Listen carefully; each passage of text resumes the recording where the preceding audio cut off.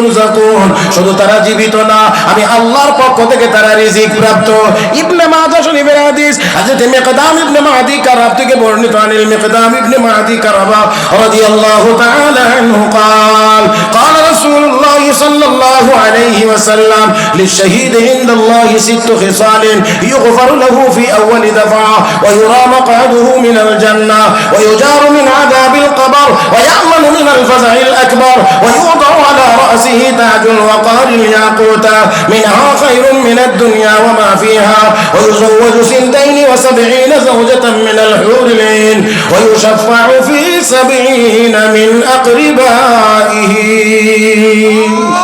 আল্লাহ নবী বলেন উম্মত একজন শহীদের জন্য 6টা পুরস্কার আছে। 1 নাম্বার পুরস্কার শাহাদাতের সময় তার জিন্দেগীর সব গুনাহ আল্লাহ maaf করে দেন, জান্নাতের নমুনা তার চোখের সামনে আল্লাহ হাজির করে দেন। 2 নাম্বার পুরস্কার কবরের আযাব maaf। 3 নাম্বার হাশরের ভয়াবহ অবস্থা থেকেও তাকে নাজাত। 4 নাম্বার তার মাথার আল্লাহ চকচকে ইয়াকুত পাথরের একটা মুকুট পরিধান করাবেন। একটা মোতি একটা ইয়াকুতের দাম আসমান জমিনের চাইতে বেশি। 5 নাম্বার পুরস্কার 72 জন হুর দেওয়া হবে।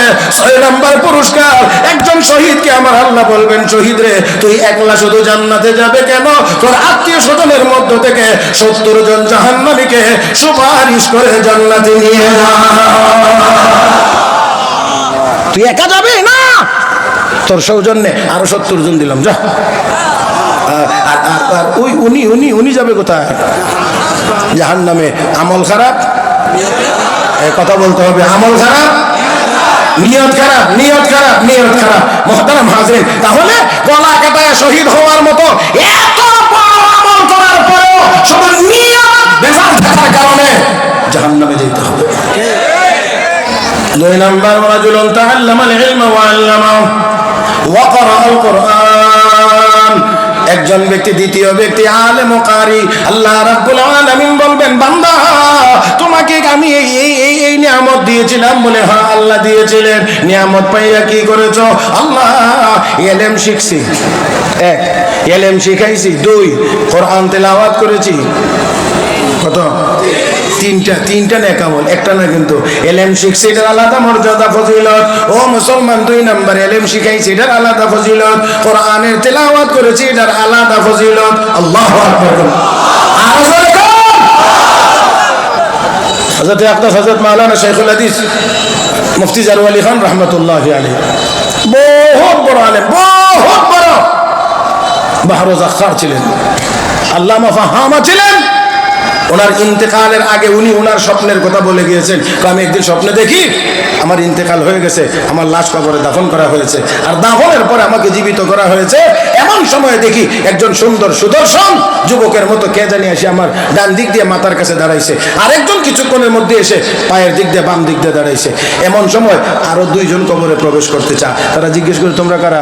আমরা মুনকার নাকির। এখানে কি কই লোকটারই কিছু কথা জিজ্ঞাসা করা লাগে, মার রাব্বুকা মা দীনুক, এই কিছু কথা আমাদের জিজ্ঞাসা করা লাগে। কি কথা জিজ্ঞাসা করা লাগে কাগজে লিখে দাও, আমরা উত্তর দিয়ে দেই, চলে যাও। এই লোকটার আল্লাহর ইবাদতে ডিস্টার্ব করো না। তাই হয়েছে বিদায়। এবার জিজ্ঞেস করে আপনারা কারা? তো একজন ডাইন দিকে যে সে বলতে আছে আমি হলাম তোমার সারা জীবনের আদায় করা ফজরের নামাজ। খুব গুরুত্ব সহকারে ফজরের নামাজ আদায় করতা, এই জন্য আল্লাহ আমাকে তোমার কবরে পাঠিয়ে দিয়েছেন। বাম পাশে যিনি আছেন সে বলতে আছে আমি হলাম কোরআন, তুমি কোরআনের ব্যাখ্যা বড় সুন্দর করে করতা, এই জন্য আল্লাহ আমাকেও পাঠিয়ে দিয়েছেন তোমার কাছে। মুহতারাম হাজরিন, মুহতারাম হাজরিন, তাহলে এবার একটু চিন্তা করে দেখেন তো, একটু চিন্তা করে দেখেন তো, আল্লাহর বান্দাকে আল্লাহ দুনিয়াতে থাকতেই একটা ইঙ্গিত স্বপ্নের ভিতরে দেখে দিয়েছে। ও মুসলমান, তাহলে এই নেক আমল কবরে পাহারা না হয়। আর ওই আল্লাহর বান্দা বলবেন কি ইলম শিখছি, ইলম শিখাইছি। আলাদা আলাদা ফজিলত আছে, উলামায়ে কেরাম জানেন, সেজন্য আমি এত দূর পর্যন্ত যাইতে পারি না। তবে শুধু আল্লাহ রাব্বুল আলামিন কোরআনের বিভিন্ন আয়াতে বলেছেন হাল ইয়াস্তাউিল্লাযীনা ইয়ালামুনা ওয়াল্লাযীনা লা ইয়ালামুন, যারা জানে আর যারা জানে না তারা কি সমান? হ্যাঁ, ইয়ারফাইল্লাহুল্লাযীনা আমানু মিনকুম ওয়াল্লাযীনা উতুল ইলমা দারাজাত। আল্লাহকে যাদেরকে ইলম দেওয়া হয়েছে তারা ওদেরকে অনেক উপরের মর্যাদা দেওয়া হয়েছে। তো আল্লাহ বলবেন বান্দা কি করেছো? আল্লাহ ইলম শিখছি। আর ইলম শিখাইছি, তারপরে কোরআন তেলাওয়াত করেছি। রব্বে কারীম তাকেও বলবেন কাযাবতা, তুইও মিথ্যাবাদী। ওয়ালাকিন্নাকা তাআল্লামতাল ইলমা লিয়ুকালা হুয়া আলিমুন, লোকেরা তোরে বড় আলেম বলার জন্য ইলম শিখছিলে আর শিখাইছিলে। ওয়া ক্বারাতাল কুরআনা লিয়ুকালা হুয়া কারিউন ফাকাদ কিল, এরে বান্দা কোরআন তেলাওয়াত করেছিলে, লোকেরা তোকে বড় কারি সাহেব বলবে। সেই জন্য দুনিয়াতে আলেমও বলেছে, বড় হুজুর বলেছে, বড় মুহাদ্দিস মুফাসসির বলেছে, বড় বক্তা বলেছে, বড় খতিব বলেছে, অনেক যাকে চাইছিলে বলা হয়ে গেছে। আমার কাছে তো কিছু চাস নাই, আমার কাছেও তোর কিছুই নাই। যা বান্দা যা, জাহান্নামে যা। তাকেও উল্টানো হবে, পায়ে বেড়ি লাগাইয়া তাকেও জাহান্নামে নিক্ষেপ করা হবে। আওয়াজ করে বলেন মুসলমান, আমল খারাপ। আসেন আপনারা, আসেননি মাঠে নাকি? আরো বলছে ওই লোকটার কি আমল খারাপ না নিয়ত খারাপ? ও বন্ধুরা, তাহলে আসুন, এত বড় আমল করার পরেও নিয়ত খারাপ হওয়ার কারণে জান্নাতি না জাহান্নামী? আল্লাযী খালাকাল মাউতা ওয়াল হায়াতা লিয়াবলুয়াকুম আইয়ুকুম আহসানু আমালা ওয়া হুয়াল আজিজুল গফুর। আমার ভাইরা, আমার বন্ধুরা, 3 নম্বর লোকটা হলো দানবীর। আল্লাহ রাব্বুল আলামিন বলবেন, এ বান্দা তোমাকে এত এত মাল কি দিয়েছিলাম? বলে হ্যাঁ আল্লাহ অবশ্যই দিয়েছিলেন। এত মাল পাওয়ার পরে আমার জন্য কি করে এসেছো? তখন সে বলবে, আল্লাহ মা তারাকতু মিন সাবিলিন তুহিব্বু আন ইউনফাকা ফিহা ইল্লা আনফাকতু ফিহা লাক। আল্লাহ যেই যেই রাস্তায় মাল খরচ করলে তুমি খুশি হইবা, এমন একটা পথ বাদ দেই নাই। সব জায়গায় দিয়েছি, মসজিদে দিয়েছি, মাদ্রাসায় দিয়েছি, এতিমখানায় দিয়েছি, ওয়াজ তাফসীর মাহফিলে দিয়েছি, আরো আরো যা যা কাজ আছে সেইগুলো করেছি। আল্লাহ রাব্বুল আলামিন বলবেন, তুমিও মিথ্যাবাদী, তুইও মিথ্যাবাদী বান্দা। এইগুলো করেছিলে, দিয়েছিলে, এই জন্য লোকেরা যেন তোকে বলে তুই বড় দানবীর। বড় দানবীর। লোকেরা বলছে আমার কাছে কোনো বিনিময় নাই, যা তোর ঠিকানা জাহান্নাম। এবারও আওয়াজ করে বলুন, আমল খারাপ। কোন আমল খারাপ না নিয়ত খারাপ? সেই জন্য আমার নবী বলেন, ইন্নামাল আমালু বিন্নিয়াত। সকল ভালো কাজের ভালো ফলাফল ভালো নিয়তের উপরে নির্ভরশীল। আল্লাহ রাব্বুল আলামিন বলেন, আল্লাযী খালাকাল মাউতা ওয়াল হায়াতা লিয়াবলুয়াকুম আইয়ুকুম আহসানু আমালা। আমি পরীক্ষা করব কে বেশি সুন্দর আমল করো। ও মুসলমান, খেয়াল করে দেখেন, পূর্বের যুগের কোন এক নবীর উম্মত রাস্তা দিয়ে হাঁটছেন, দেশে বড় অভাব অনটন দুর্ভিক্ষ। হাঁটতে গিয়ে, চলতে গিয়ে, কোথাও সফরে গিয়ে বিশাল মরুভূমি পাইছে। ওই মরুভূমিতে শুধু বালু আর বালু। ওই লোকটা বিস্তীর্ণ ময়দান ভর্তি বালু দেখে আল্লাহ, এতগুলো বালু এই মাটির ভিতরে, এইগুলোকে যদি আটা বানায় আমাকে দিয়ে দিতা, আমি এই দেশের অভাবী মানুষকে রুটি বানায়া খাওয়াইতাম। একটু জোরে আল্লাহু আকবার কোন তো। কি নিয়ত করছে? যদি পুরা মাঠের বালুগুলোকে আটা বানায় আমাকে দিয়ে দিতা, আমি রুটি বানায়া অভাবী মানুষকে খাওয়াইতাম। লোকটা কত বড় নেককার হলে এমন চিন্তা করতে পারে। আর আমাদের দেশেও তো মাশাআল্লাহ নেককার আছে, দেখলে বোঝা যায় একেবারে আব্দুল কাদের জিলানী। কাজ দেখলে শয়তান ওকে মাশাআল্লাহ আমি এর কাছে ফেল। হায় হায় হায়, ভাবতে অবাক লাগে। হাজার হাজার হাজার হাজার কোটি টাকা, কত টাকা নিজেও জানে না। হায় হায়, এত টাকা, এত টাকা। আগে তো জানতাম 2-4টা নোট দিলে হয়, পরে দেখি বান্ডিল দেওয়া লাগে, এখন শুনি বস্তা বইরা দেওয়া লাগে। বস্তা বইরা নিছে এত টাকা, এত টাকার পরেও হায় হায় হায়। শেষ পর্যন্ত অবস্থা কি হয়েছে, যা হওয়ার তা হয়েছে। এটা তো আর আমার বলার দরকার লাগে না, বলার দরকার লাগে না। একেবারে সুরত বদলাইয়া ও নৌকার ভাড়া তো নিচে গিয়া লুকাইয়া ও বাঁচতে পারে।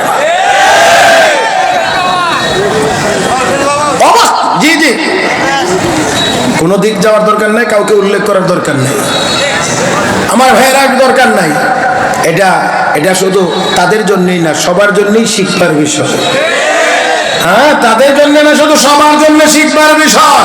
শুধুমাত্র শুধুমাত্র শুধুমাত্র শুধুমাত্র দুনিয়ার পিছনে দৌড়াইবে, দ্বীনের কথা চিন্তা করবে না, আল্লাহর হুকুম আহকাম মানবে না, নবীর তরিকার কথা চিন্তা করবে না, শুধু দুনিয়ার পিছনে দৌড়াইবে। শুধু এই লোক বেইজ্জতি না হয়ে পারে না, অবশ্যই হইতে হবে।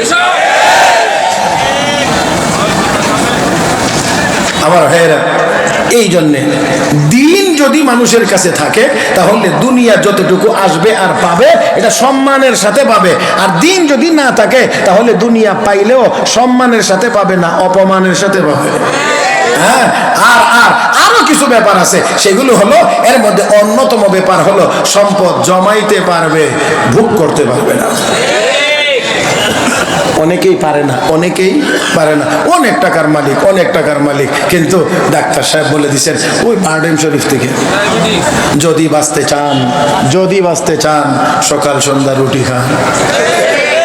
হ্যাঁ, এই জন্য আমি একটা কথা বলে থাকি, দুনিয়াতে এই দেশে বহু মানুষ আছে টাকা গনার সময় গনে কোটি কোটি কোটি কোটি কোটি কোটি, খাইতে বসলে 2 রুটি।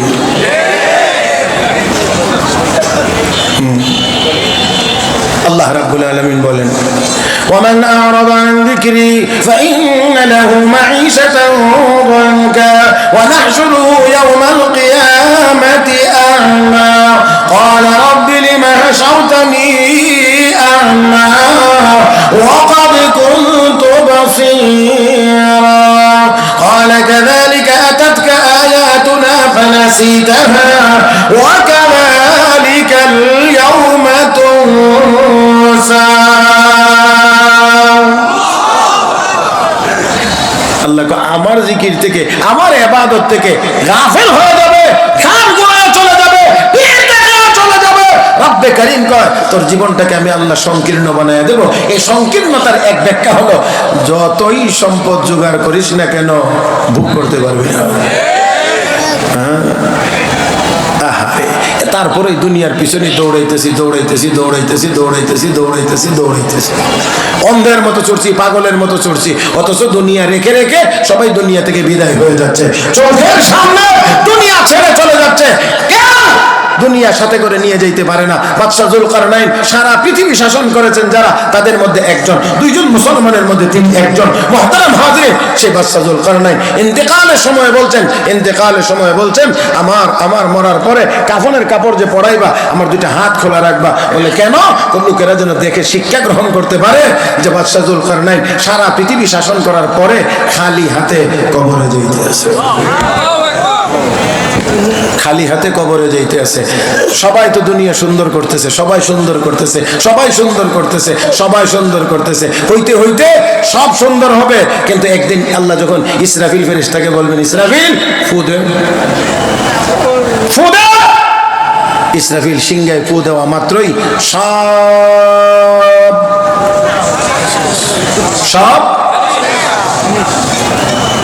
সব শেষ। ওয়াতাকুনুল জিবালু কাল-ইহনিল মানফুশ। আল্লাহ কে পাহাড়গুলো পর্যন্ত তুলার ন্যায় উড়তে থাকবে, তুলার মতো উড়তে থাকবে, তুলার মতো উড়তে থাকবে। তাহলে আপনার বাড়ি ঘরের কি হবে? তাহলে সব এক ফুয়ে ধ্বংস হয়ে যাবে, সব ধ্বংস হয়ে যাবে। মুহতারাম হাজিরিন, তাহলে অবশ্যই বুদ্ধিমানের কাজ এটা না, বুদ্ধিমানের কাজ এটা না শুধু এই দুনিয়ার পিছনে দৌড়াইবে, শুধু এই দুনিয়ার পিছনে দৌড়াইবে। আমার ভাইয়েরা, দ্বীনের পিছনে যদি মানুষ মেহনত করে, দ্বীনের পিছনে যদি মানুষ মেহনত করে, দুনিয়া অটোমেটিক তার পিছনে পিছনে সম্মানের সাথে আসে। একেবারে সহজে বোঝার জন্য বলতে চাই, এখান থেকে পশ্চিম কোন দিকে? এদিকে না, এদিকে। আপনি একটু খেয়াল করেন, বিকালবেলা আসরের নামাজের পরে আপনি যদি এই মাঠে, খোলা মাঠে এসে দাঁড়ান, সূর্যটা যদি দেখা যায়, তাহলে নিশ্চয়ই আপনি অনুভব করবেন আপনার ছায়াটা ওই দিকে অনেক দূর পর্যন্ত আগানো আছে। আপনার ছায়া, শরীরের ছায়াটা ওই দিকে আগানো। আপনি যদি এখানে দাঁড়ায় চিন্তা করেন আমার মাথাটা দিয়ে দেখা যায় ওইখানে, একটু মাথাটা দিকে একটু ধরিত, বুঝাইতে পারছি না মনে হয়। আপনি আগাইবেন, আপনার মাথাও আপনি দ্রুত গতিতে যাবেন, মাথাও দ্রুত গতিতে যাবে। দৌড়াইবেন, তার মানে কি কখনোই দৌড়তে পারবেন না। এখন কি করবেন? আপনি আবার একটু বুদ্ধি করে আপনি একটু ক্যাবলামুখী হয়ে যান। তোর পিছনে আমি কেন দৌড়াইব? তুই ছায়া আর আমি আসন। আমি তোর পিছনে কেন দৌড়াইব? তুই আমার পিছনে দৌড়াইবি। আপনি আবার ঘুরে একটু ক্যাবলামুখী হয়ে আল্লাহর দিকে মোতাবজ্জহ হয়ে এবার একটু একটু করে হাঁটতে থাকেন। একটু একটু হাঁটার পরে মাঝে মাঝে এমনি একটু তাকায়া দেখবেন আপনার ছায়াটা আপনার পিছনে অসহায়ের মতো আসতেছে। আপনি আস্তে হাঁটবেন তো সে আস্তেই আসবে, আপনি দৌড় দিবেন তো সে দৌড়েই আসবে, আপনি দ্রুত গতিতে হাঁটবেন তো দ্রুত গতিতেই সে আসবে। আমার ভাইয়েরা, এক কথা, আপনি থাকবেন আপনার দিক, আল্লাহর দিক। আপনার ছায়া যেমন আপনার পিছনে অসহায়ের মতো যাবে, আমি আর আপনিও যদি আল্লাহর দিকে মোতাবজ্জহ হতে পারি তাহলে দুনিয়াও অসহায়ের মতো আমার আপনার পিছনে পিছনে আসবে।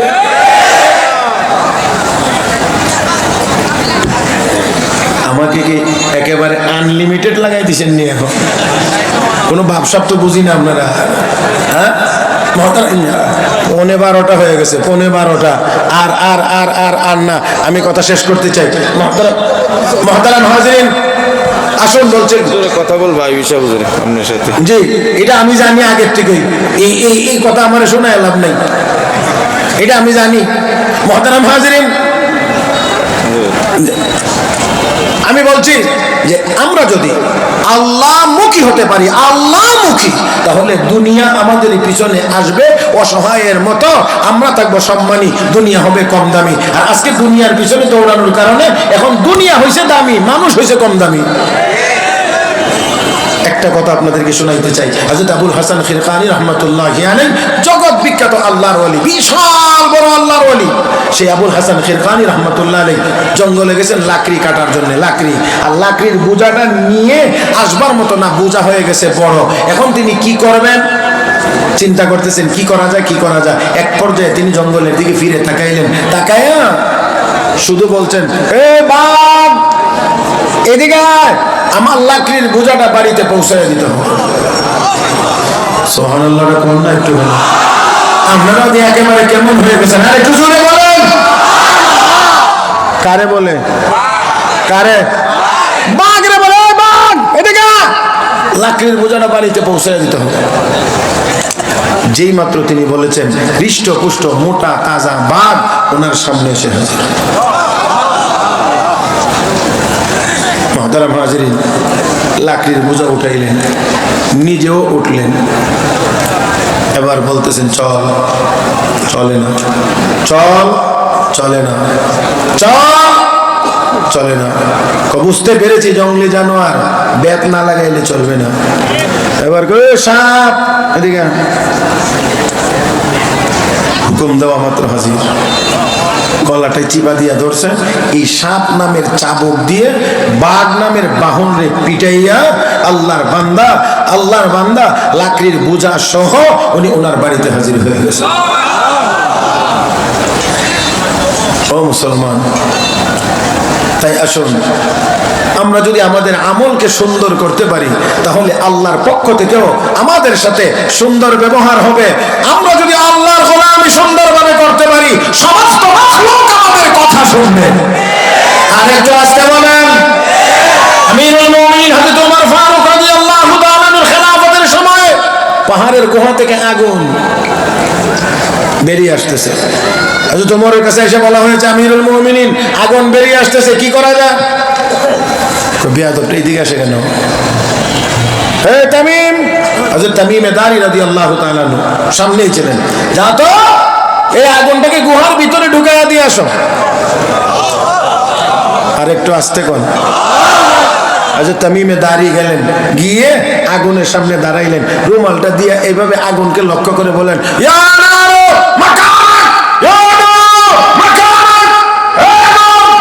জায়গায় থাক, জায়গায় না যেতে হেনি থাক। না না, আরো আস্তে, আরো আস্তে, আরো আস্তে। এবার আগুন জাগায়, আগুন জাগায়। কিছুক্ষণ পরে হযরত তামিমে দারি আবার নতুন ঘোষণা, ইয়া নারু খালফাক, ইয়া নারু খালফাক।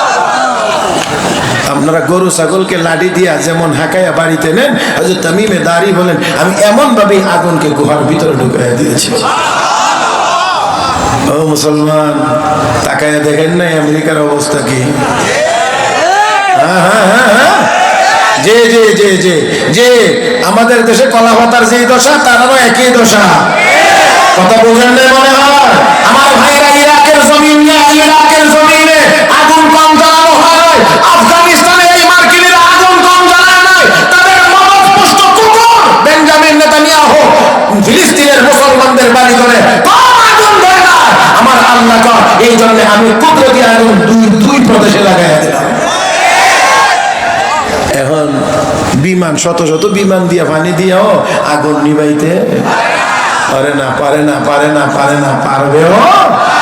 মুহতারাম হাজরিন, মুহতারাম হাজরিন, তাহলে আসুন, তাহলে আসুন সেই আল্লাহ বরকতময়, যার হাতে সকল রাজত্ব, তিনি সকল ক্ষমতার মালিক, তিনি হায়াত মৌত সৃষ্টি করেছেন পরীক্ষা করার জন্য কে বেশি সুন্দর আমল করো। আর ওয়াহুয়াল আজিজুল গফুর, তিনি মহা পরাক্রমশালী এবং তিনি মহা ক্ষমাশীল। শেষ কথা হলো এই দুইটা, একটা হলো যে আল্লাহ মহা পরাক্রমশালী। মুহতারাম হাজরিন, আমরা যদি কেউ আল্লাহর গোলামি না করি, তাতে আল্লাহর বিন্দু পরিমাণ কিছু আসবেও না, যাবেও না, বরঞ্চ আমাদেরকে যা যা করার প্রয়োজন সব করার মতো ক্ষমতা আমার আল্লাহর হাতে আছে। শেষ আল্লাহ বলেন আর ওয়াহুয়াল আজিজুল গফুর, আল্লাহর বান্দা যদি আল্লাহর কাছে ফিরে আসে, তাহলে আল্লাহ কয় আমি বড় ক্ষমাশীল, আমি বড় ক্ষমাশীল। মুহতারাম হাজরিন, তাই আসুন এই বিশাল বড় সম্মেলন, 2 দিন ব্যাপী এই বিশাল আয়োজনের শেষ দিনে আজকে আপনারা এখন রাত্র গভীর রাত্রে এসে পৌঁছছেন, রাত্র এখন গভীর রাত্রে এসে পৌঁছছেন ওলামায়ে কেরামের সাথে এই মাঠে বসে নিজের জীবনের সমস্ত গুনাহ খাতার কথা স্মরণ করে আল্লাহর কাছে কান্নাকাটি করে তওবা যদি আমরা করতে পারি, তাহলে আল্লাহ রাব্বুল আলামিন ঘোষণা করেছেন ওয়াহুয়াল আজিজুল গফুর, তিনি ক্ষমাশীল। আমার আল্লাহ সব গুনাহ মাফ করে দেবেন, শুধু মাফ করে দেবেন তা না। বেশা হুজুর আসতে আরো 1 ঘন্টা লাগবে। মাশাআল্লাহ, তাহলে আমরা আখেরি মোনাজাত আপনি দিয়ে দিতেন। আচ্ছা।